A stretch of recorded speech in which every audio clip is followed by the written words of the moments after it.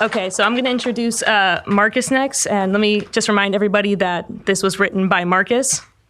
Our next reader hails from Southgate, California, and is a co-founder of the literary journal American Mustard. If you liked my story, he extensively helped in its creation. If not, he had absolutely nothing to do with my monstrosity. His work can be found in Cadence Collective, Rip Rap, and forthcoming issues of Shark Reef and Bird's Thumb. Everybody welcome Marcus Clayton.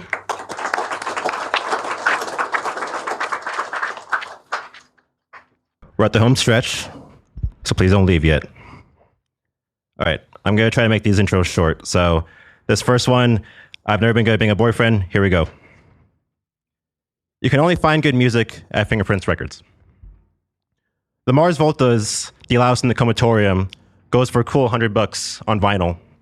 The plastic seal feels the same as the plastic seal of Chumbawamba's Tub Thumping, which goes for $3. And that still costs less than biking along Belmont Shore with you, catching the ocean breath that juts into our skin, paved with goosebumps from the velocity at which we race skulls. The only thumping you hear is the boardwalk underneath rotary wheels. Listen to the wood that sings as we trample the boardwalk's tongue. Listen to the waves crash, the opening crescendo of cymbals starting Cap'n Jazz's Little League. After you feel sand endlessly slip through slackened fingers, feel your hand in mine, the way explosions in the sky demanded of us. Look how the sun splits the ocean in half as its reflection skips across the water like a smooth stone, which admittedly looks more pristine than the cover of Husker Du's New Day Rising. And you want to swim naked in the ocean and be like two Nirvana babies. You know, the one that Nevermind vinyl, the one that goes for about $30, the one with the plastic seal that feels the same as the plastic seal on Tub Thumping, on Deloused, even on Transatlanticism, which I thought was your favorite. You said so the other umpteenth times that I opted for the record store instead of the bikes that you wanted. And every time I swore I could talk Deloused down to about $50.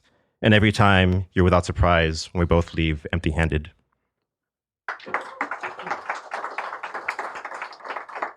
All right, I'm gonna read the first part of this poem now, and then the second part, like later.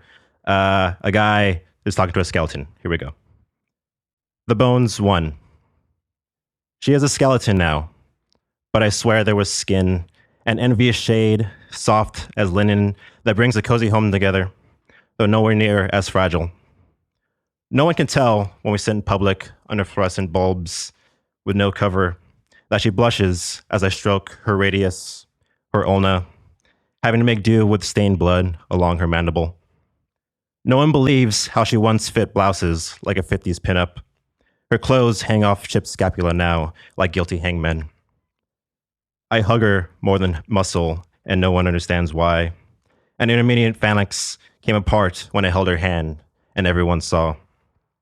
I would be lying if I said I didn't forget to putting it in my pocket, finding it later, bleached and broken from the wash. A ring would be far too much weight, so I'll hold the finger hostage until the entire skeleton scabs over.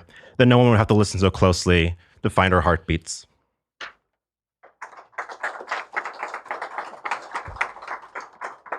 This is the only fun poem I have, so you'll only like this if you're born after 1982. 17. I found a single white hair coiled around the black curls, so I decided to use the money saved for prom to buy a nice wooden cane. None of that rosewood bullshit, but something with a diamond-cut handle, so I can have a little grip when I shake it from my rickety porch when hoodlums come to stomp on my grass with the Chuck Taylors.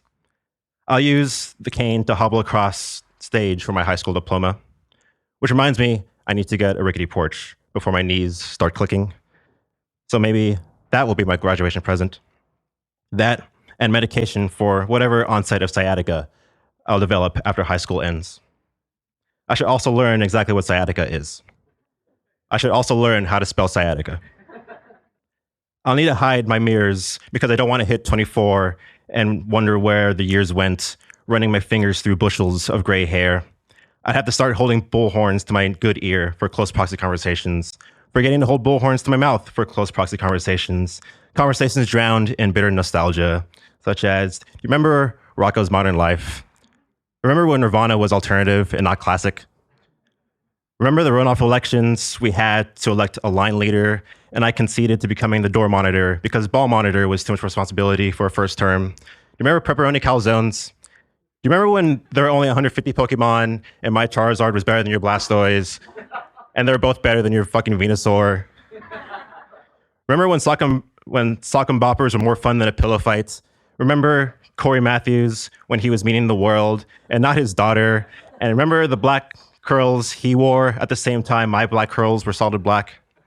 His hair was stuck in syndication, free from whites, and I tricked myself into thinking I had more time before my sciatica stopped being a non-issue.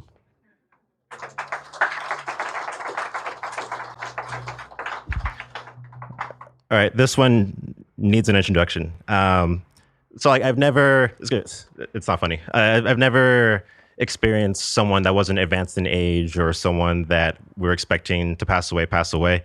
But this past October, one of my friends from high school, she died in a horrific motorcycle accident. And it really affected me. I hadn't talked to her since high school, but it was really affecting me because I remember her being like the first person in high school to like talk to me. Like I was really introverted, so I'm pretty introverted, but I was like not talking at all in high school. And she was the first person to say, "Hey, where are you from?" You know? And also in high school, I went to like an all Mexican high school. So I'm half Costa Rican and half African American. No one gave a shit that I was Costa Rican. And everyone was like, "Oh, you're our black friend now." And we'll only continue to do that. So this is a dedication to her because she was the first person to like ask about me. And it starts with an epigraph that goes, "You cannot do a kindness too soon, for you never know how soon it will be too late." All right, it's called Colombian Girl for Yuli. You wanted to trade flags, Colombian girl, when you were curious about Costa Rican blood. You wondered how big is Heredia, how far from San Jose. You were not bothered when I said the roads are perennial stalagmites. The people hold starved wallets and drink only when it rains. Your tongue would be out if you were with them, sharing a toast among tilted heads. You'd press your lips against unwashed cheeks of babes before teaching them how to talk. You would feed them like you fed Diego cake in Crosgo's class when you offered me a sliver and asked about the flag sewn on my backpack. Sewn for 5 months, and you're the first to ask about it. First to extend a hand to the half-black mutt and his weird friend. First to offer us joyrides on your Yamaha R6. To drift around potholes on Firestone Boulevard before the other kids asked for our names, before the other kids even thought to give us water so we wouldn't stand the rain for so long. You were the first to invite me to speak when I conversed with open lockers and empty bleachers, sputtering vowels with my tongue, numbed from constant rest, and it took me several minutes to say a single word. I wanted to know more, Colombian girl. In that instant that you fixed my voice, when I felt brave enough to raise my flag until the coat of arms blotted the sun, in that instant, I wanted to raise yours. I want to ask, how big is Perea? And I don't know why I waited 9 years. I don't know why I waited 9 fucking years until I thought to ask about Colombian blood. And not before it was hosed off the sideswipe shrapnel of your Yamaha R6, its engine silent as your lungs, torn by the gravel of the 405.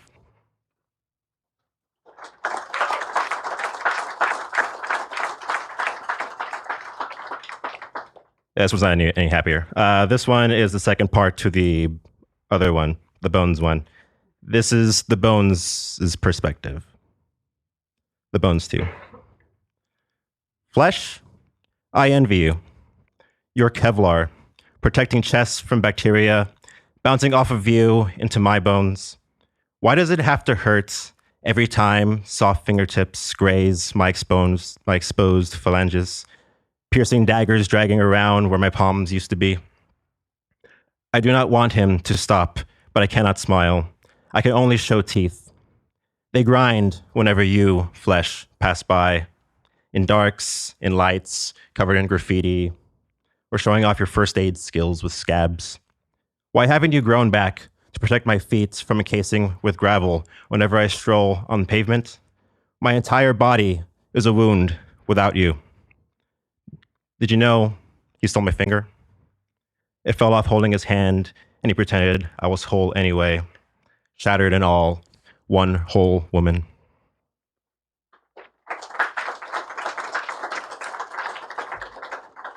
All right, this last one's a palate cleanser. It's about the zoo.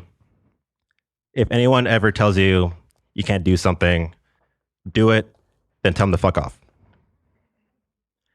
The day we saw a tiger, we asked the woman, the one in the lurid yellow zoo vest, scowl dripping from her face, desperately holding on to a rusted dustpan as if it drove insulin into her bloodstream, where could we find the tigers? Where could they be seen? Pointing toward the direction where we came from, she told us they were hiding. She said, I've been working here for over 7 years. You and I haven't seen one single tiger. Don't be too disappointed when you don't see a thing. And if only we ran into the woman one more time to tell her how vibrantly bright orange fur can shine when auspiciously catching a tiger, strutting around its mates with daylight directly above them.